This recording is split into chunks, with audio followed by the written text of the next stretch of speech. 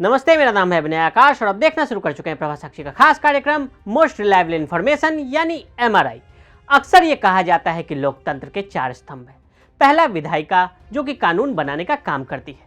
दूसरा कार्यपालिका, विधायिका द्वारा बनाए गए कानूनों को लोगों तक पहुंचाना व कानून को बरकरार रखना। तीसरा न्यायपालिका, जिसका कार्य बनाए गए कानूनों की व्याख्या करना व कानून का उल्लंघन होने पर सजा का प्रावधान करना होता है। इसमें कोई भी व्यक्ति शक्ति के आधार पर कानून का उल्लंघन करने में असमर्थ हो जाता है। चौथा पत्रकारिता, पत्रकारिता जिसे मीडिया भी कहा जाता है, को लोकतंत्र के चौथे खंभे के रूप का दर्जा मिला है। वही लोकतंत्र के 5वें स्तंभ के रूप में सोशल मीडिया ने भी एक अहम स्थान निभाया है। विभिन्न मौकों पर सोशल मीडिया का ही असर था, चाहे वो दिल्ली के निर्भया से लेकर जेसिका लाल हत्याकांड तक में सोशल मीडिया की ताकत के सहारे जनसैलाब हाथों में कैंडल और इंसाफ की मांग लिए सड़कों पर उमड़ पड़े थे। सोशल मीडिया एक बड़ी ताकत है और इसका दायरा भी बहुत बड़ा है, लेकिन ताकत अपने साथ ढेरों जिम्मेदारियां भी लेकर आता है, वो भी खासकर तब जब कि उसका रेंज बड़ा वाइड हो। लेकिन क्या सोशल मीडिया अपनी जिम्मेदारी को सही से निभा रहा है? जवाब है शायद नहीं, क्योंकि समय समय पर चाहे वो सरकार हो या फिर कोर्ट द्वारा उस पर अंकुश लगाने की मांग की जाती रही है। ऐसे में आइए जानते हैं कि क्या सोशल मीडिया अपने मकसद से भटक गया है, अन्य देशों में इसको लेकर क्या प्रावधान है। सबसे अहम सवाल कि आज हम इसकी चर्चा क्यों कर रहे हैं। सुप्रीम कोर्ट ने भाजपा के पूर्व प्रवक्ता नुपुर शर्मा को यह कहते हुए कड़ी फटकार लगाई कि वह पैगंबर मोहम्मद पर अपनी टिप्पणियों के साथ उदयपुर की क्रूर हत्याओं के लिए जिम्मेदार थी और कहा कि उन्हें टीवी पर आकर पूरे देश से माफी मांगनी चाहिए। जस्टिस सूर्यकांत और जस्टिस जे.बी. पारदीवाला की अध्यक्षता वाली बेंच ने कहा कि जिस तरह से उन्होंने देश भर में भावनाओं को प्रज्वलित किया, देश में जो कुछ हो रहा है उसके लिए यह महिला अकेली ही जिम्मेदार है। देश में आज लोग सुप्रीम कोर्ट के बारे में बात कर रहे हैं, लेकिन सुप्रीम कोर्ट की न्यायाधीश की हालिया टिप्पणी को लेकर सोशल मीडिया पर सुप्रीम कोर्ट और इम्पीचमेंट यानी महाभियोग टॉप ट्रेंड में रहा। लोगों द्वारा जजों के इतिहास खंगाले जाने लगे, यहां तक कि सरकार से महाभियोग के जरिए न्यायाधीशों को हटाने की बात भी कही जाने लगी। सोशल मीडिया पर बनते माहौल के बीच पैगंबर मोहम्मद पर टिप्पणी के लिए भाजपा के पूर्व प्रवक्ता नुपुर शर्मा को फटकार लगाने वाले सुप्रीम कोर्ट की बेंच का हिस्सा रहे जस्टिस जे.बी. पारदीवाला ने सोशल मीडिया का सख्त नियमों का आह्वान करते हुए दावा किया कि मीडिया ट्रायल कानून के शासन के लिए स्वस्थ नहीं है। न्यायमूर्ति जे.बी. पारदीवाला ने कहा कि सोशल मीडिया आधे सच से ग्रसित है। साथ ही उन्होंने सोशल मीडिया पर नियंत्रण के लिए सख्त नियमों के साथ ही नियमन लागू करने की भी मांग की है। उन्होंने कहा कि मीडिया ट्रायल कानून के शासन के लिए स्वस्थ नहीं है। जस्टिस पारदीवाला ने कहा कि यह लक्ष्मण रेखा को पार कर जाता है और यह अधिक समस्याग्रस्त होता है जब यह केवल आधे सत्य का पीछा करता है। प्रमुख देशों में सोशल मीडिया विनियम। भारत सोशल मीडिया को विनियमित करने का इरादा रखता है और सूचना प्रौद्योगिकी मध्यवर्ती दिशा निर्देश और डिजिटल मीडिया आचार संहिता नियम 2021 को पहले ही अधिसूचित किया जा चुका है। हालांकि हम सोशल मीडिया नियमों को लागू करने वाले एकमात्र देश नहीं है।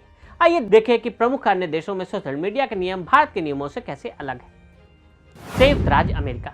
अमेरिका में कैपिटल हिल की हिंसा के बाद हजारों लोग सोशल मीडिया हैंडल्स बैन किए गए, कई लोगों पर एक्शन हुए। लेकिन अगर रेगुलेशन को लेकर देखा जाए तो अमेरिका सोशल मीडिया का सेल्फ रेगुलेशन का पक्षधर है। अमेरिका में टीवी, रेडियो, इंटरनेट आदि पर नियमन के लिए तो फेडरल कम्युनिकेशन कमीशन है, लेकिन ऐसी कोई संस्था नहीं है जो सोशल मीडिया को लेकर तय कर सके कि क्या जाना चाहिए और क्या नहीं जाना चाहिए।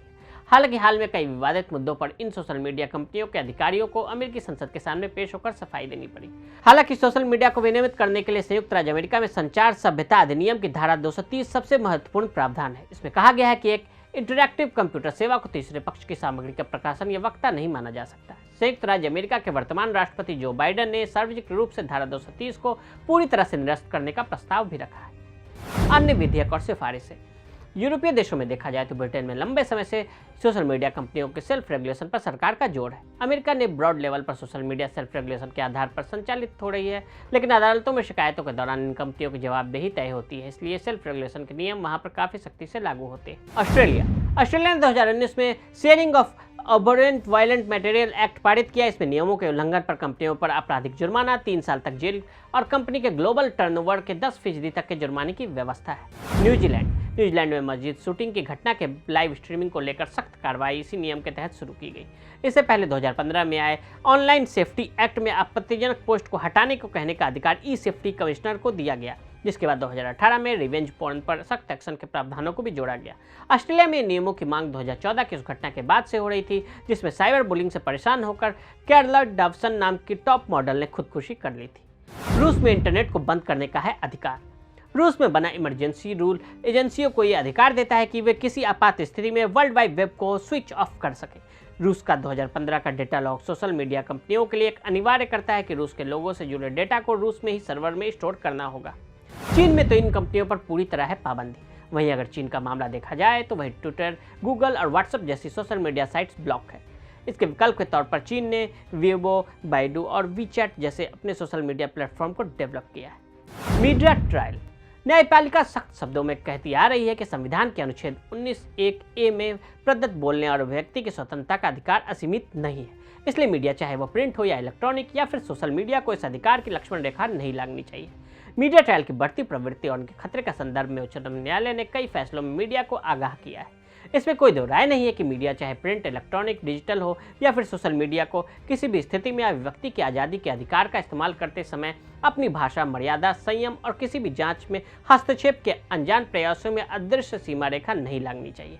अन्यथा वह समय दूर नहीं जब न्यायपालिका संविधान में प्रदत्त व्यक्ति की स्वतंत्रता के दायरे में आ रही मीडिया के लिए विशेष परिस्थितियां या मामलों के संबंध में कोई लक्ष्मण रेखा नहीं खींचते।